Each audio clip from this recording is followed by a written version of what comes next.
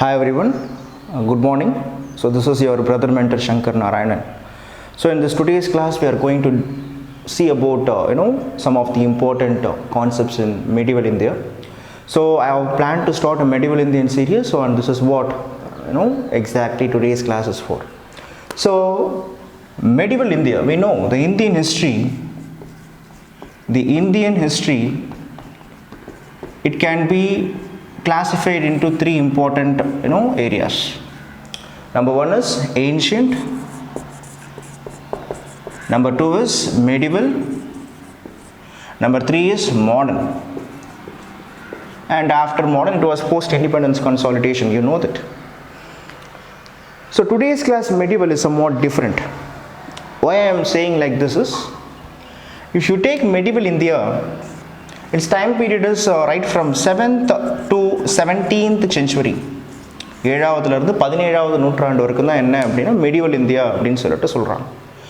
அப்போ medieval India அப்படின்னும் பொழுது உங்களுக்கு என்ன புரிய வரணும் அப்படின்னா, it was the rise of emergence of Islam. இஸ்லாத்தோடைய rise. Islam one of the most beautiful religion in the world. Islam இந்தியாவுக்குள்ளார எப்படி வந்துச்சு, அதோடைய political impact, economical impact, socio cultural impact என்னன்றதான் மெடிவல் இந்தியா.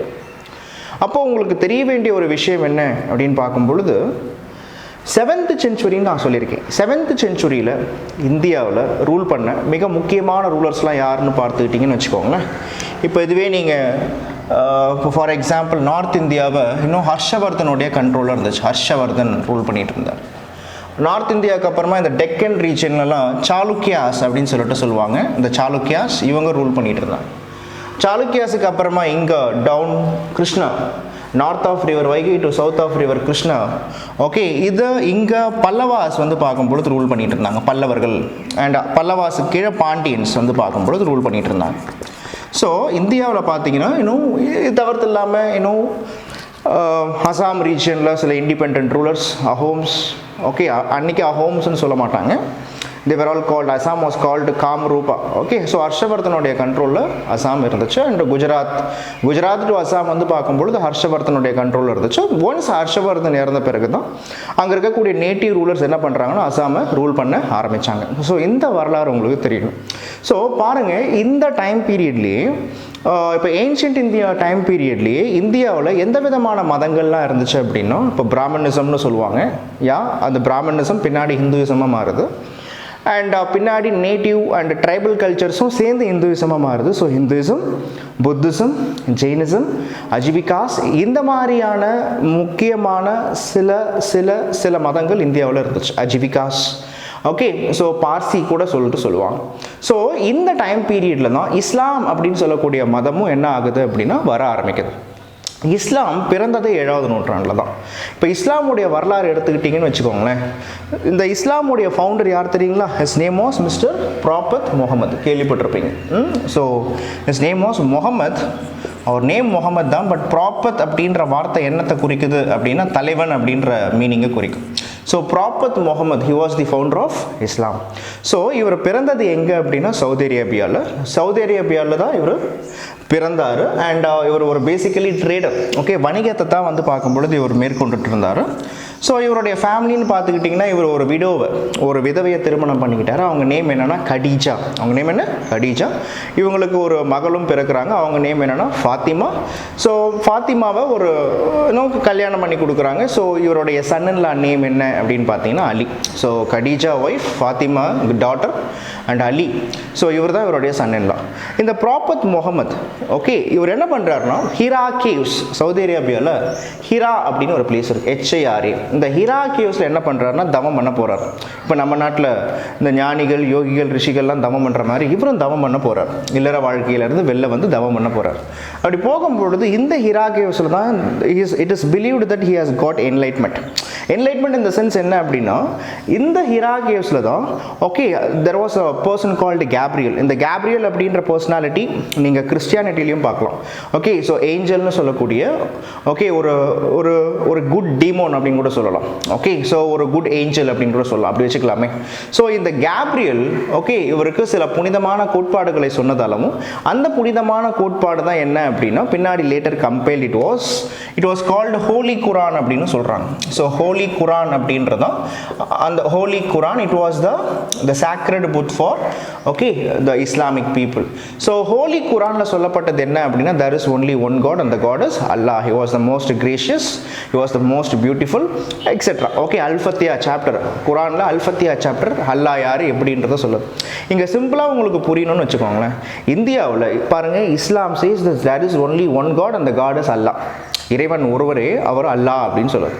இறைவன் உருவமானவரா கிடையாது, உருவமற்றவர் எங்கும் நிறைந்திருக்கிறார். ஓகே, ஆனால் பட் இறைவன் உருவமற்றவர்னு சொல்கிறது தான் இஸ்லாம். ஆனால் இந்தியாவில் இருக்கக்கூடிய மதங்கள் பாருங்கள் அப்படி கிடையாது. இந்தியாவில் இருக்கக்கூடிய மதங்கள் என்ன சொல்லுது? இறைவன் இந்த உருவில் இந்த வடிவில் இருக்கிறார்னு சொல்கிறாங்களா? ஸோ இதுதான் என்ன அப்படின்னா பேசிக்கலி இந்தியாவில் பிறந்த மதங்கள். இப்போ புத்தாவை எடுத்துக்கிட்டிங்கன்னா Buddha was basically agnostic. He never சொல்லப்போனால் ஹி இக்னோர்ஸ் காட். மகாவீரை எடுத்துக்கிட்டிங்கன்னா சொல்லப்போனால் ஹி நெக்லெக்டட், சொல்லப்போனால் ஹி டினைஸ் காட். பட் இந்த மாதிரி புத்தாவையும் மகாவீரியாவையும் வர்ஷிப் பண்ணுறதுக்கே உருவ வழிபாடுகள் அப்படின்றது 7வது நூற்றாண்டில் இந்தியாவில் இருந்தது. ஸோ இந்தியாவில் பிராமணிசமாக இருந்தாலும் பிராமணிசம் ரிச்சுவல்ஸ், ஹிந்துயிசத்தில் அதிகமான tribal culture, adultery worship, so Buddhism, Jainism, so இதுவே இந்த பிராமணிசத்துலேருந்து வந்த இப்போ சவுல் அப்படின்ற கான்செப்ட், ஆன்மான்ற கான்செப்ட்லேருந்து இந்த மதங்கள்லாம் வந்திருக்கு. ஸோ மோக்ஷா, ஸோ இந்த மாதிரி தர்மா, நான் வயலன்ஸ் இதெல்லாம் பேசின மதம் என்ன அப்படின்னா இந்தியாவில் பிறந்த மதங்கள். ஆனால் இந்தியாவில் பிறக்காம சவுதி அரேபியாவில் இருந்து பிறந்த ஒரு மதமானது பின்னாடி இந்தியாவுக்குள்ளார டாமினேட் ஆக ஆரம்பிக்குது. எப்படி ஆரம்பிக்குதுன்னா இந்த ப்ராப்பத் முகமது அவருடைய இஸ்லாத் கோட்பாடுகளை முதல்ல சொல்லும் பொழுது நிறைய பேர் அவரை மதிக்கல. சொல்லப்போனால் அவருடைய கோட்பாடை ஏற்றுக்கல, அவரையே கொல்லணும்னு முடிவு பண்ணுறாங்க தன்னுடைய உயிரை காப்பாற்றிக்கிறதுக்காக ப்ராப்பத் முகமது. ஸோ மெக்காவிலிருந்து மதினாவுக்கு என்ன பண்ணுறாருன்னா பயணம் பண்ணுறாரு. ஸோ இதுதான் ஹஜ்ஜியரா அப்படின்னு சொல்லுவாங்க ஆக்சுவலாக. ஸோ மெக்கா டு மதினா, மதினாவில் தான் இவருடைய கோட்பாடுகளை நிறைய பேர் ஏற்றுக்கிட்டாங்க. சொல்லப்போனால் இவருடைய கோட்பாடை முதல்ல ஏற்றுக்கிட்டது யார் சார்னா அலி, அவருடைய மருமகன் தான். ஸோ பின்னாடி அவருடைய கோட்பாடுகள் ஸ்ப்ரெட் ஆகும் பொழுது ஓகே ஸோ இஸ்லாமும் ஸ்ப்ரெட் ஆக ஆரம்பிக்குது.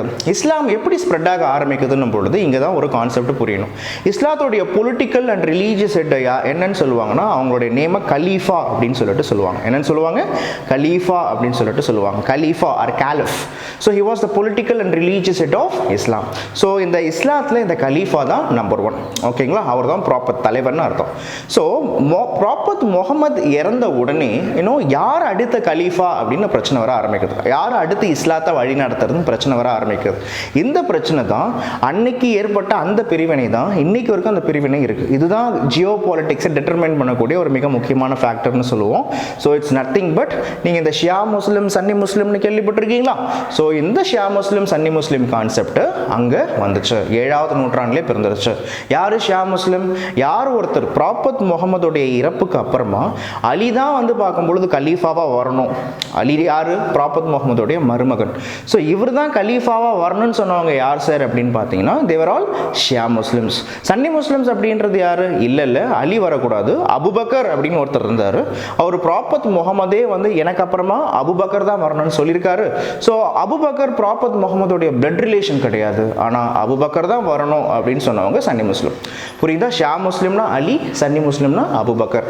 இந்த பேசிக்கான இந்த டிஃபரன்ஸ் தான் ஓகே இன்னைக்கு வேர்ல்டு ஜியோ பாலிட்டிக்ஸை டிட்டர்மின் பண்ணுறதுன்றது உங்களுக்கு தெரியணும் ஆக்சுவலாக. ஏன்னா சில நாடுகள் ஷியா முஸ்லிம் கண்ட்ரியாக இருக்கும், சில நாடுகள் சன்னி முஸ்லிம் கண்ட்ரிஸாக இருக்கும். வேர்ல்டில் அதிகமாக முஸ்லிம்ஸ் சன்னி முஸ்லிம்ஸ். இப்போ இந்தியா, பாகிஸ்தான், இந்தோனேஷியா, இதில் வேர்ல்ட்லேயே அதிகமான முஸ்லீம் பாப்புலேஷன் இருக்கிறது இந்தோனேஷியன், அது உங்களுக்கு தெரியும்.